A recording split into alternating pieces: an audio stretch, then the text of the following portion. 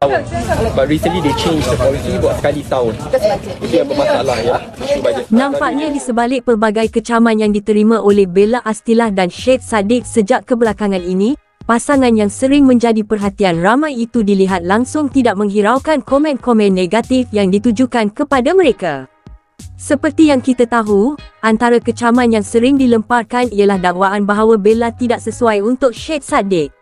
Malah baru-baru ini, selepas insiden prank yang dilakukan oleh Didi Astilah semasa sambutan hari jadi mama mereka, muncul pula segelintir individu yang mendakwa keluarga Bella kononnya tidak setaraf atau tidak sama level dengan Syed Saddiq.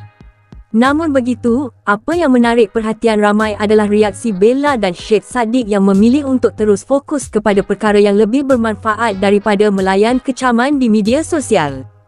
Syed Saddiq misalnya terus aktif menjalankan pelbagai program kebajikan bersama pasukannya. Terbaru, beliau dan timnya berjaya menghulurkan bantuan menerusi 300 food bank di kawasan Muar bagi membantu golongan yang memerlukan. Apa yang lebih mendapat perhatian ramai ialah usaha tersebut diteruskan walaupun berdepan pelbagai cabaran dan kekangan. Ramai netizen memuji sikap Syed Saddiq yang tetap berusaha membantu masyarakat tanpa mengira keadaan.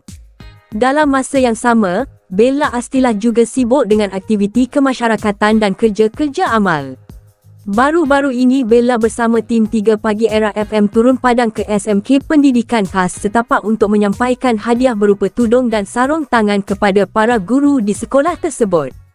Perkongsian itu mendapat reaksi yang sangat positif daripada orang ramai. Ramai memuji sikap pemurah dan keprihatinan Bella yang sanggup meluangkan masa untuk menghargai jasa para guru.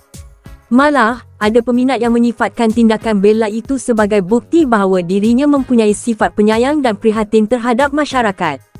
Tidak kurang juga yang berpendapat bahawa sikap tersebut menjadikan Bella seorang wanita yang mempunyai nilai murni dan disenangi ramai. Apa yang jelas, segala kecaman dan komen negatif yang diterima sebelum ini tidak sedikit pun kelihatan memberi kesan kepada Bella dan Syed Saddiq. Sebaliknya mereka terus bergerak ke hadapan, fokus kepada kerjaya, aktiviti kebajikan dan perkara-perkara yang memberi manfaat kepada orang lain. Di ruangan komen pula, ramai netizen tampil memberikan kata-kata semangat kepada mereka berdua.